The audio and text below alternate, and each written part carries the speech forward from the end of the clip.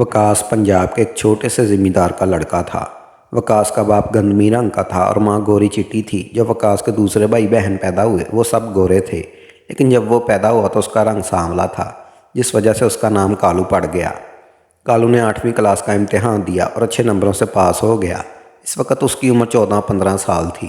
कालू का बाप कालू को अच्छे मार्क्स देख के बहुत खुश हुआ और उसने कालू को पढ़ने के लिए कराची भेज दिया। कराची में कालू की एक खाला रहती थी। वो बहुत अमीर और पैसे वाली थी। जब उसने कालू को कराची में पढ़ने की बात सुनी तो उसने कालू को अपने घर में रख लिया। कालू की खाला की 2 लड़कियां फरहाना नौरीना और एक लड़का अमार था। फरहाना फर्स्ट ईयर की स्टूडेंट थी और नौरीना 9th क्लास में थी और अमार 5 क्लास में पढ़ रहा था। कालू की खाला की एक नंद भी उसके घर में रहती थी, जिसका नाम फ़िज़ा था। फ़िज़ा ने 2 साल पहले MA इंग्लिश कर ली थी और नरीना के स्कूल में टीचिंग कर रही थी। कालू की खाला ने कालू का दाखिला नरीना के स्कूल में करवा दिया और वो सबके साथ स्कूल आने जाने लगा। कालू की खाला का घर 2 मंजिला था और छत पर 2 रूम थे, एक बाथरूम भी था। दूसरी मंजिल पर कालू की खाला की देवरानी रहती थी, जिसका नाम किरण था। किरण के 2 बच्चे थे, एक 3 साल की बेटी हीरा और एक दूध पीता बेटा रेहान। कालू की खाला के घर में 3 रूम थे, एक रूम खाला और खालू का, एक रूम फरहाना और नरीना का और एक रूम फ़िज़ा का था। घर में एक बड़ा सा हॉल था, जिसके एक साइड में ओपन किचन था। सब हॉल में बैठकर खाना खाते थे और टीवी देखते थे। घर में गेस्ट रूम भी था, जिसमें कालू सोता था। गेस्ट रूम के आगे एक पार्किंग थी, जिसकी साइड में सीढ़ियाँ थी जो ऊपर की मंजिल पर जा रही थी। कालू का खालू अपने भाई के साथ एक फैक्ट्री चलाता था।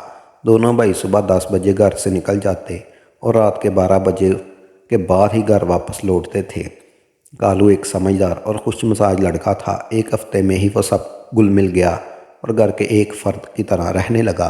कालू की लाइफ एक रूटीन से गुजरने लगी। वो सुबह टाइम पर उठता और नाश्ते के बाद सबके साथ स्कूल चला जाता। वापस आकर वो कुछ देर आराम करता, फिर अपना होमवर्क करने बैठ जाता। इसके बाद वो फ्री होता और ज़्यादातर टाइम मूवी देखकर गुजारता।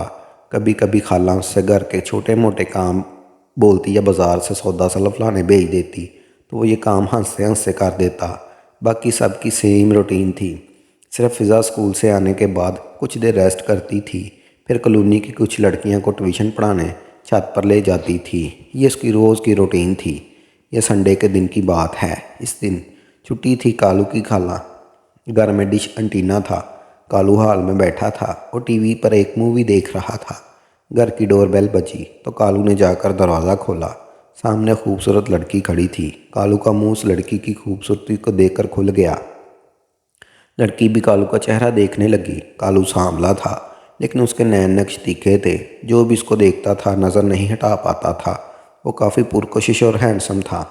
कालू की आंखें काफ़ी बड़ी और नशीली थी। जो भी इसकी आंखों में देखता था खो सा जाता था। कालू के फेस पर एक अनोखी मासूमियत थी, क्योंकि इसका दिल साफ था और इसे भी दुनिया की हवा नहीं लगी थी।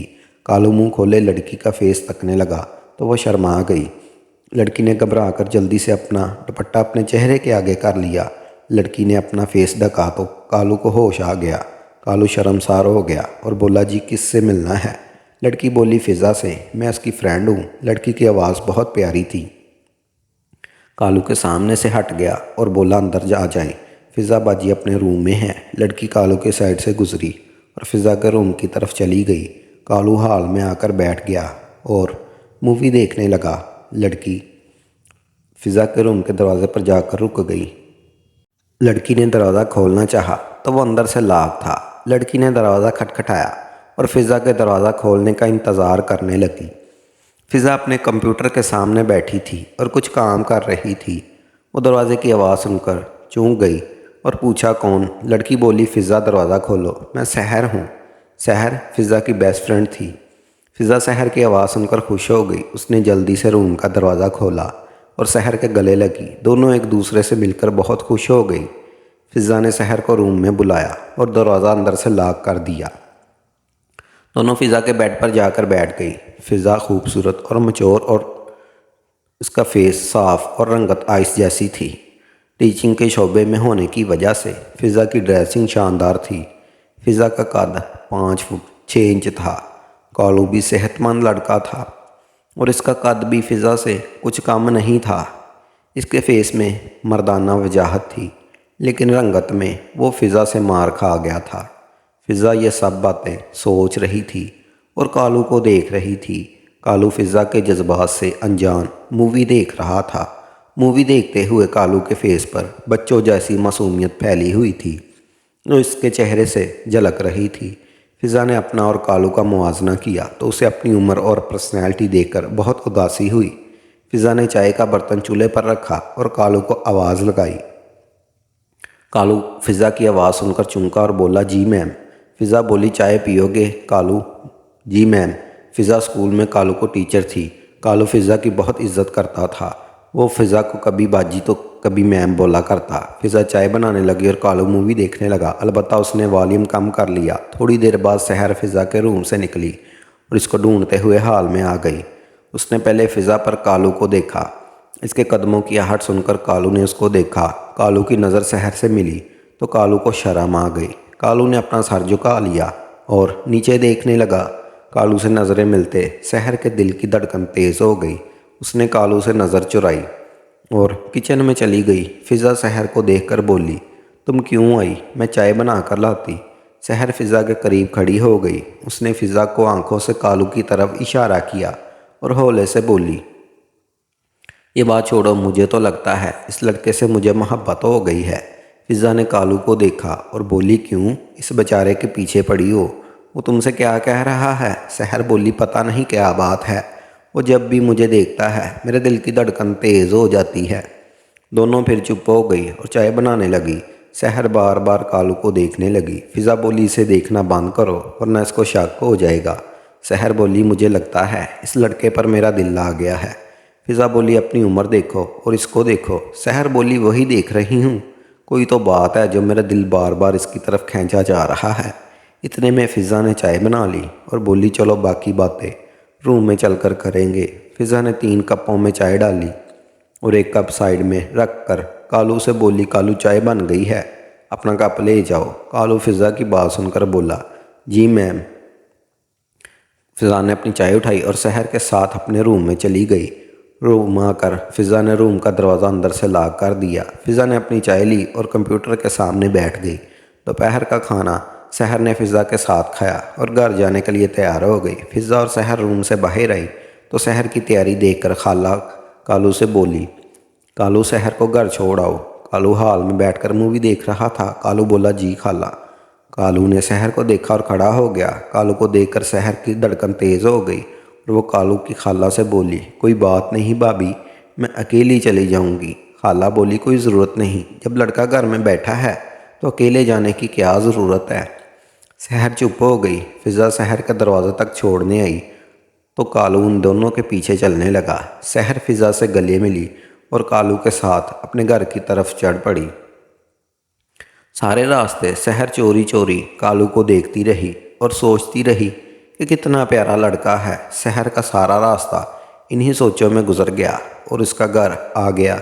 सहर ने डोर बेल बजाई तो इसकी अम्मा ने दरवाज़ा खोला और कालू को देखकर बोली, ये लड़का कौन है? सहर बोली, भाभी का भांजा है, मुझे घर छोड़ने आया है। सहर की अम्मा कालू से बोली, अच्छा बेटा अंदर आ जाओ, चाय पी कर जाना। कालू बोला, थैंक्स आंटी, मैं घर जाता हूँ। सहर ने कालू को घूर कर देखा और बोली, पहले चाय पी लो फिर चले जाना। कालू डर गया और बोला, ठीक है बाजी, मैं चाय पी कर जाऊँगा। सहर ने स्माइल की और बोली, अम्मा आप चाय बनाएं, मैं लेने आ जाऊँगी। सहर का घर डबल स्टोरी था और वो ऊपर के एक रूम में रहती थी। सहर कालू को अपने रूम में ले गई और बोली, तुम बेड पर बैठो, मैं आती हूँ। सहर वापस आई और बेड पर बैठ गए और कालू को देखने लगी। कालू ने पास से सहर को देखा और सहर झुकाकर बैठ गया। सहर सोचने लगी कि कालू से कोई बात करूं, लेकिन उसे कालू से बात करते हुए शर्म आ रही थी और डर भी लग रहा था कि पता नहीं कालू क्या सोचेगा। कालू एक मेहमान की तरह बैठा था और चाय का इंतज़ार कर रहा था। कुछ देर सोचते रहने के बाद सहर में हिम्मत आ गई और डरते डरते कालू से पूछा, तुम्हारा नाम क्या है? कालू सहर का फेस देखकर शर्मा गया। कालू बोला, बाजी मेरा नाम वकास है। कालू को शर्माते देखकर सहर की हिम्मत बढ़ी और उसका डर कम हो गया। सहर बोली, वाह वकास तो बहुत अच्छा नाम है, लेकिन फ़िज़ा तुमको कालू क्यों कह रही थी? कालू और शर्माने लगा और बोला, बाजी वो मेरा प्यार वाला नाम है। सहर हंसने लगी और उससे कालू से बातें करके बहुत अच्छा लगा।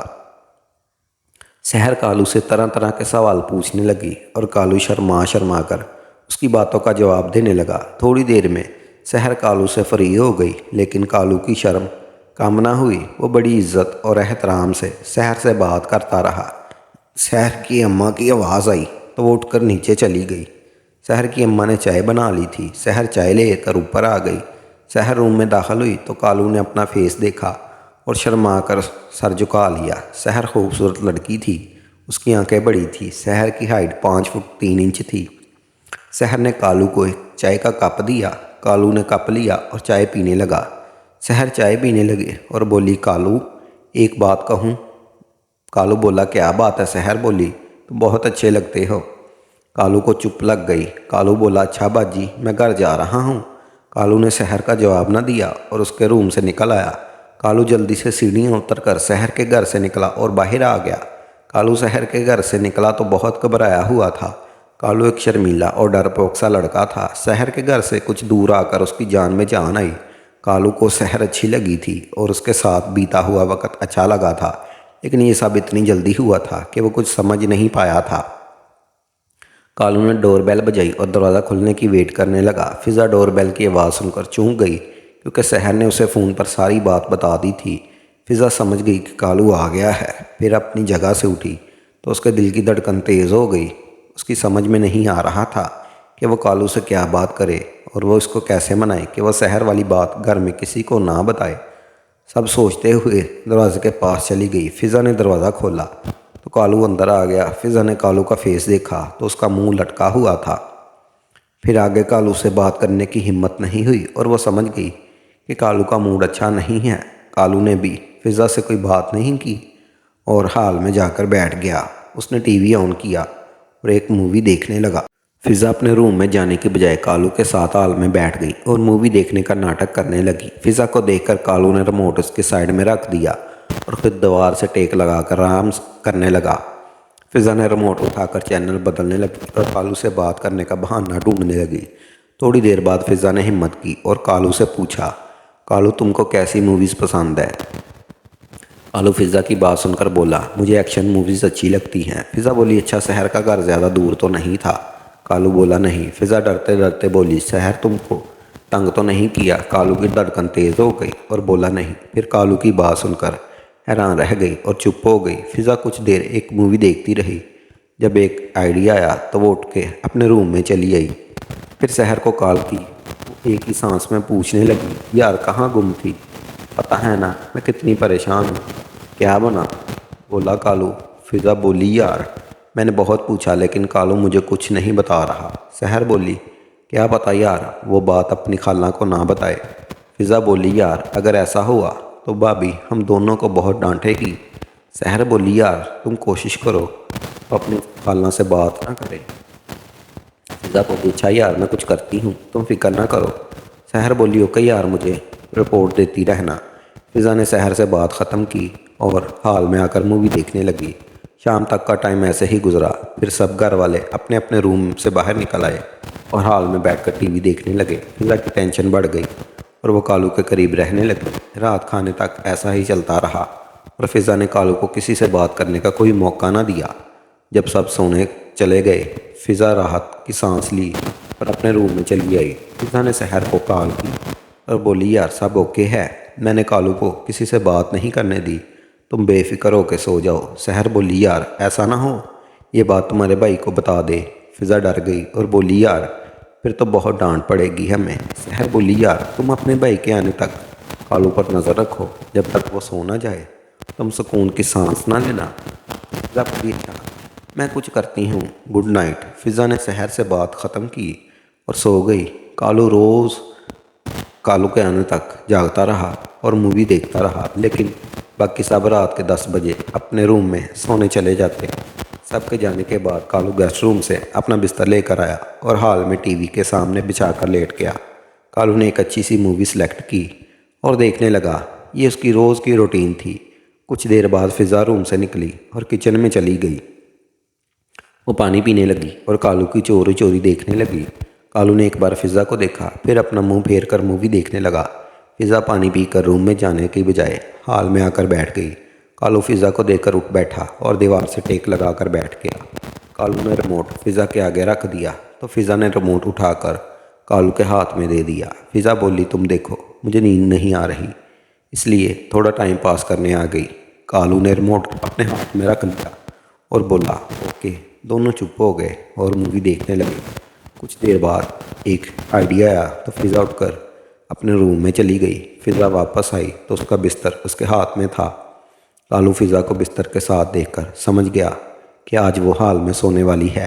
कालू के लिए ये बहुत अजीब बात नहीं थी, क्योंकि कभी कभी फिज़ा, फरहाना और नरीना में से कोई ना कोई हाल में सो जाता था। फिज़ा ने कालू को एक साइड में कुछ जगह छोड़कर अपना बिस्तर बिछा दिया और हाल की तमाम लाइटें बुझा दी। फिज़ा सिर्फ ज़ीरो की लाइट जलने दी और अपनी जगह पर लेट गई। फिज़ा मूवी देखने लगी और बोली, कालू आवाज़ थोड़ी कम कर दो। कालू ने हाँ में सर हिलाया और आवाज़ कम कर दी। मूवी देखते देखते कालू के खाला के आने का टाइम हो गया। फिज़ा अभी तक जाग रही थी। कुछ देर बाद खालू की कार के हॉर्न की आवाज़ आई तो कालू ने दरवाज़ा खोलने के लिए उठकर खड़ा हो गया। फिज़ा कालू को देखकर बोली, भाई को मत बताना कि मैं जाग रही हूँ। कालू ने हाँ में सर हिलाया और हाल से बाहर आ गया।